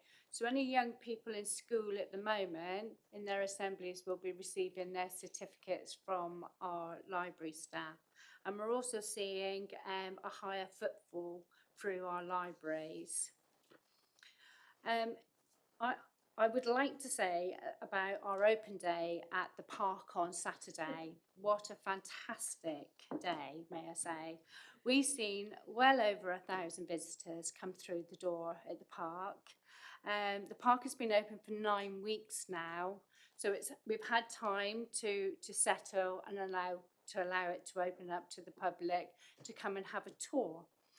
It was a full tour of everything, 3 rooms, ceremony rooms, and you could even do behind the scenes. It was interesting to hear a lot of public when they were coming through saying, I don't know if I want to go or not. And I just said to people, look, it just helps with those myths. This is not a James Bond movie here. You don't fall into a fire pit or anything like that. But, people did come back and say that, the compassion behind the scenes, the utmost respect and dignity was another word. The facility at the park is stunning, providing a surreal, peaceful environment. There is far too many comments that I got. I had the lovely job of the whole day of spending on the front door, welcoming people through, getting ready. We had planned that we would do a tour every hour, but as the waiting rooms were getting so packed, we had to do it every half hour. We've had volunteer requests, I've had emails. People had said that they'd gone up to the cafe. They loved the cafe. People who were coming down was talking, who'd been at the cafe and then came down. So people were telling us all about this. We're really looking forward to it. And also people were really pleased that we offer a wake facility. I think it was so popular, we're going to have to do it again. We said in the spring, when our gardens and everything are starting to bloom through, this is a new development. We've got to allow things to grow. So, if I can just say a great thank you to Graham and his team. They've done a fantastic job and reassured many people who were due to come to funerals and wanted to know what it was going to be like and everything like that. So that was on Saturday. I'm also pleased to say that Plymouth City Council will be hosting their annual bonfire night celebration on obviously the 5th of November. We will have a firework display. There'll be a large contained bonfire, a fairground, catering on the hoe. This will aim to reduce a number of smaller community residential displays by offering a free entertainment and engaging locals. And based on last year's figure, we could be expecting anything up to 23,000 people up on the hoe. you know, this helps what I call our blue light team, you know what I mean, because it's a controlled firework display for everyone to enjoy. Some more good news. Purple Flag. So 5 years now we have held the Purple Flag. We had the team down a good couple of weeks ago, back in August, and we hosted them for the evening and took them around until early hours of the morning, shall we say, of how we work here about keeping our nighttime economy safe and how we work with our partners. We were all very nervous. As you can imagine, you know, they had heard stories that what had happened in August here in our city with the riots and things like that. But what did come out of it was they were very, very pleased to hear how we were proactive about dealing with that and how we were able to make people feel safe. So we've been re-accredited, our Purple Flag, and we've also been accredited as well in the fact that we've got our safe bus, our taxi marshals and everything like that. Who awards it and why do they award it, Sal? So they award it, so in total there's 100 Purple Flag destinations around the globe, across the UK, Ireland, Sweden, Malta, New Zealand and Australia. This includes a world-renowned tourist, I can't say it, somebody say it for me, destination to a small market towns. Purple Flag has represented a gold standard of management of evening and nighttime economy for nearly 15 years. So we're very unique to have it. And, you know, our administration 5 years ago, when we first took power in 2018, we decided that we would go for the plunge because we knew the good partnership working that we do alongside everybody, and we know we could achieve it, and we've kept it. So we've had assessors down, we've had assessors from the Home Office has been down, and you know, they were happy for us to go through to the next stage. Yeah, so we've done very well. And finally, so here in Plymouth, we, as you know, root organisations, as well as helping the bigger organisations. And I'm really pleased that Plymouth City Council, in partnership with Devon Community Foundation, we're now open for grants up to £5,000.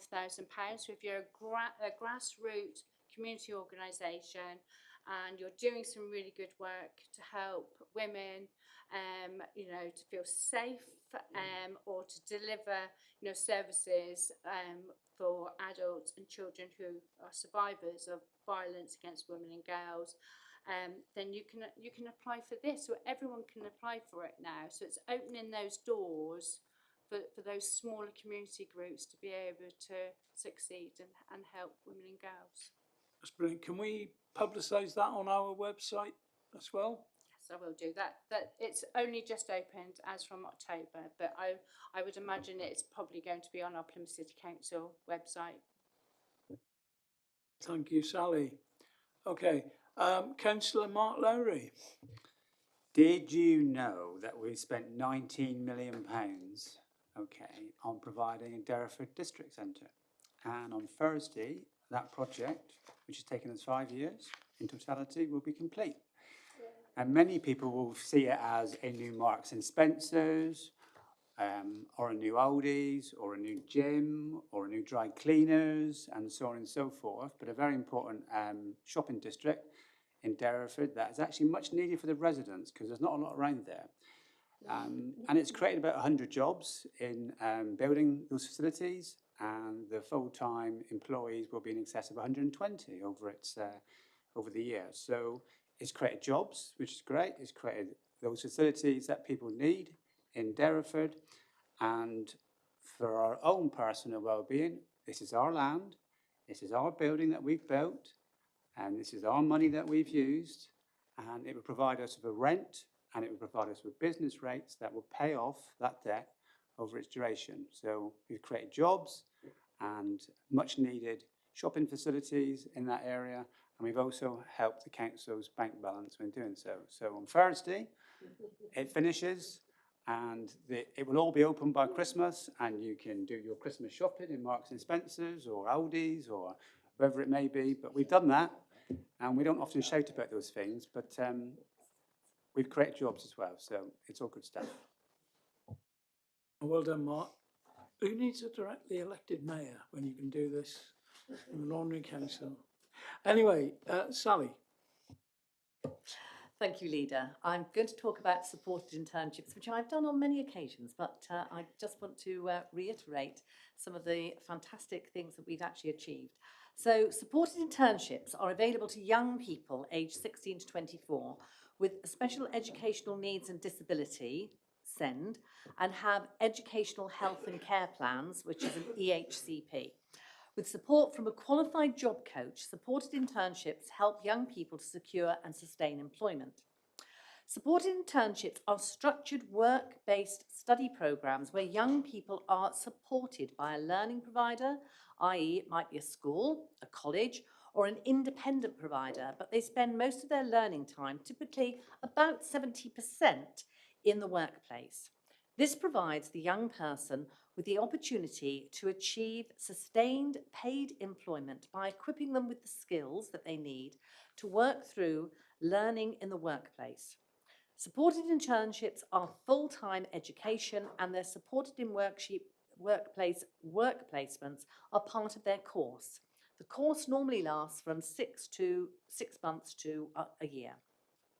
Supported internships should contribute to the long-term career goals of a young person and match their abilities alongside with their time with the employer. Supported internships complete a personalised study programme delivered by the school or college, which includes the chance to study the relevant qualifications, if appropriate, being English and maths at the appropriate level. The aims of these is that supporting young people, it helps them to develop the skills that are actually valued by employers. It enables them to demonstrate their value to the workplace, which is important for them and their own self-esteem.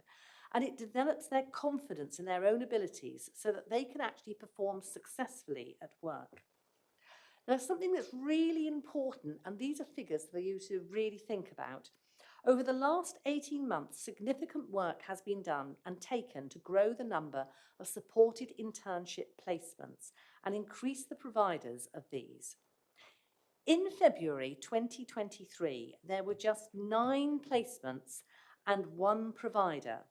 Now, fast forward 18 months, and we have secured 75 placements for the academic year 2024-2025, working with employers and 3 training providers. This has been a truly strong start to September, with 49 young people starting a supported internship programme, and 2 young people have commenced a pre-supported internship programme. And enrolments are still continuing and will be continuing throughout the year. City College Plymouth has taken on a cohort of 39 supported internships this year, which is one of the highest entries for a college across the country. We know that supported internships work based on the progression data for 2023-2024. 97% of supported internships from City College went on to a positive next step in terms of employment or further education, and 100% of supported internships from Discovery College actually entered paid employment. This work, alongside other interventions, has resulted in us achieving 89% of employment, education and training status against a target that we'd set for ourselves of 88% for our young people with SEND in academic year 23-24. And consequently, with the agreement of the SEND Strategic Board, we have now upped our target, and it's been increased to 92% for this new academic year. Really, I'll leave you once again with that figure. February 2023, there were just 9 placements and 1 provider. Fast forward 18 months and we've secured 75 placements for the academic year 24-25. Thank you, Leader. It's brilliant news, isn't it? Absolutely brilliant. Sudan, did you want to say anything? Of course. I just need to raise Brickfields yet again. I mean, I know I bring it forward. This is probably about the 6th time in the last 18 months. But we've actually finally got it to the point where all 20 legal agreements have been signed off. It was a massive effort between Argyle, Plymouth City Council, all the legal entities, football clubs, sporting clubs, to get this £23 million all signed off so we can get the grant funding into the city, and this month they actually get on site, which is absolutely fantastic. And it has been an amazing relationship building example of how, where you get the partners around the table who all want to achieve something great for the city, what can you do? I've got a picture here, which is not worth me showing up. I should have put it on a slide, really. But I am going to tell you just one more time what we're bringing to the city. So, a new home for Plymouth Argyle Youth Academy and for women's football. All weather pitches, 3G or weather pitches, one of them is going to be covered, and that's going to be the only one in the southwest. New community changing facilities for all the sports people who use that site, including the athletics track. So they're very, very happy that they're going to get enhanced facilities. I've been on site at Stoke Damrell where we're having the new hockey pitch. They're also getting their 3G pitch refurbed, which means that we're going to have the start there of another sports community hub in another area of the city. Councillor Coker beat me when we had our first game of petanque down at the new Stonehouse Creek site.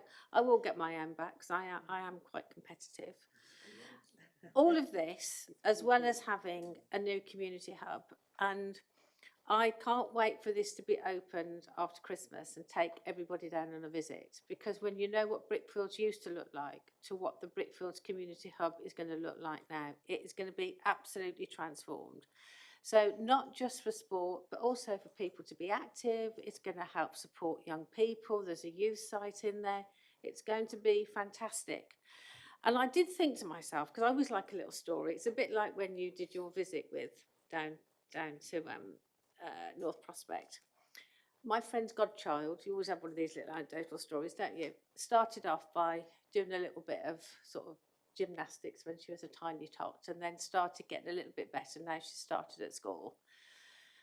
And she started training at Devon doing gymnastics. Nothing to do with the Brickfields, but it's just an anecdotal story. But when she watched one of the girls that she trains with at the Olympic Games in Paris, she has said, I want to go there.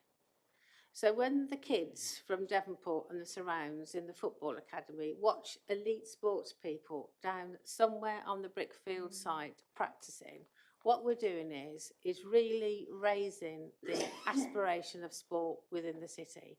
And when you add that to what we're doing at the Life Centre with our divers and our swimmers, you know, when we opened the box, it had a real massive effect on the cultural side of Plymouth. And I'm really hoping that when this opens at the end of next summer, we're going to have the same transformation in sport across the city.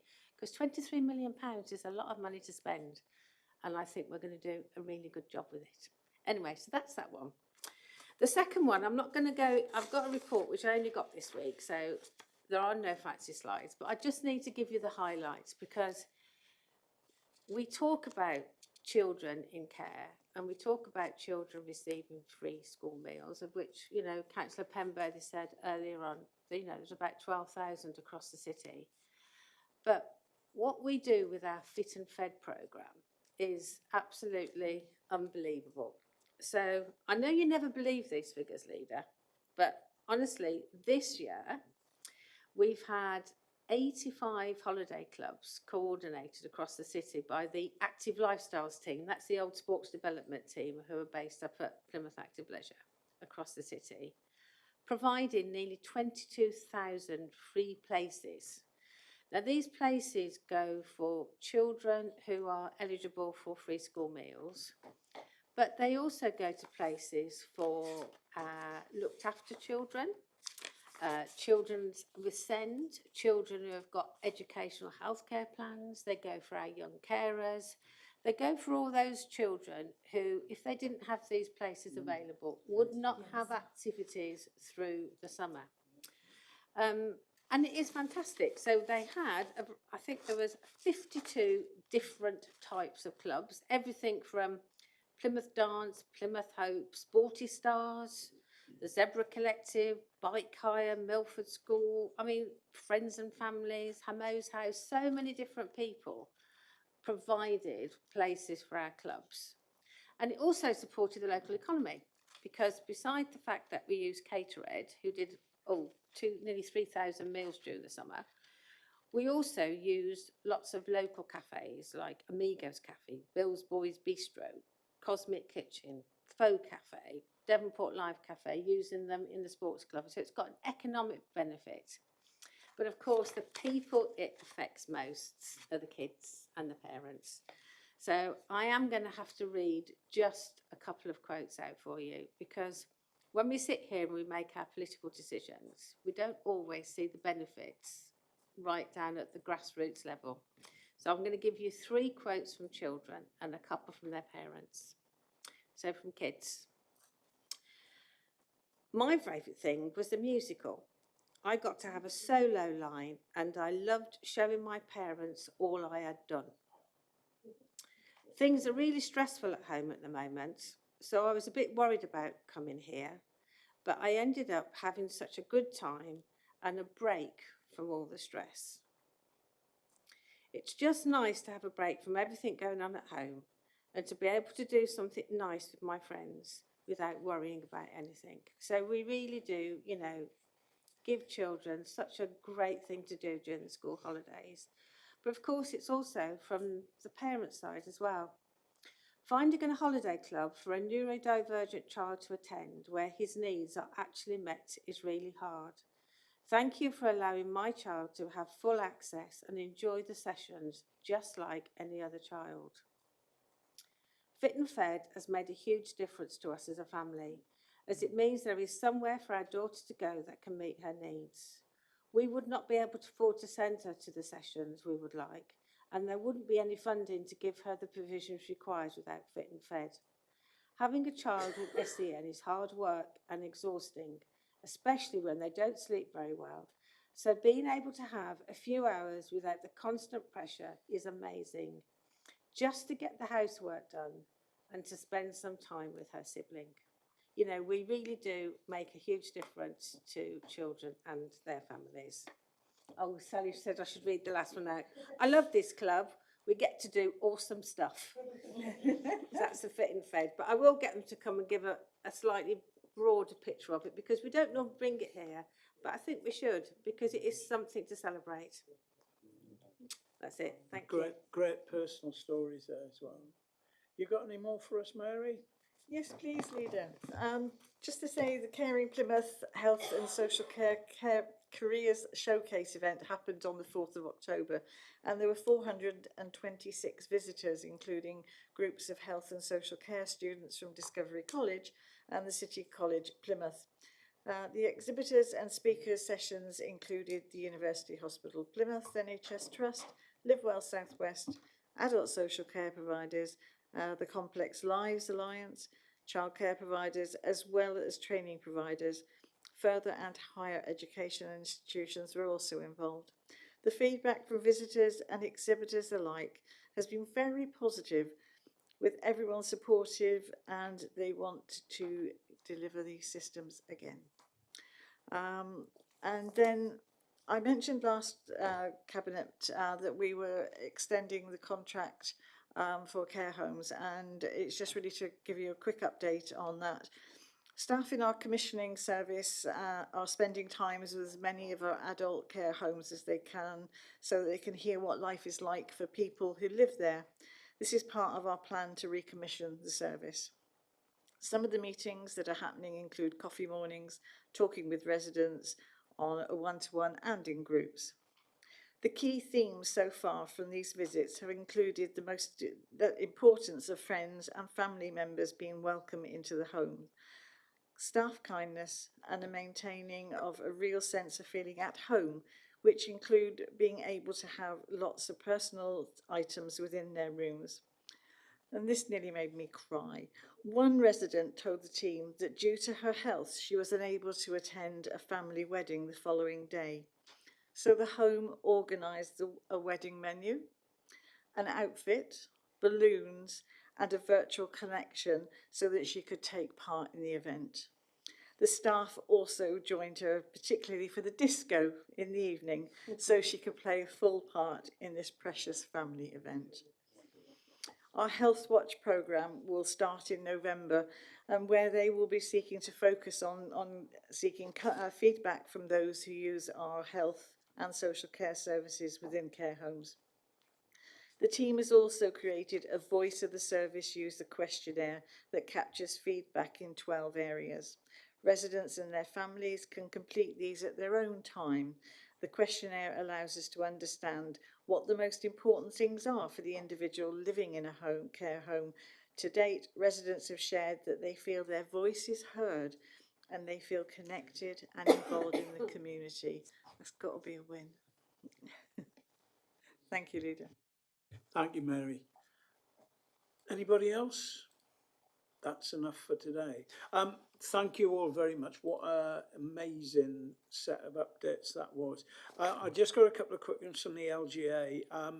We're off to LGA conference next week, I think, which is postponed from earlier. You remember it was because of the general election we had to do it.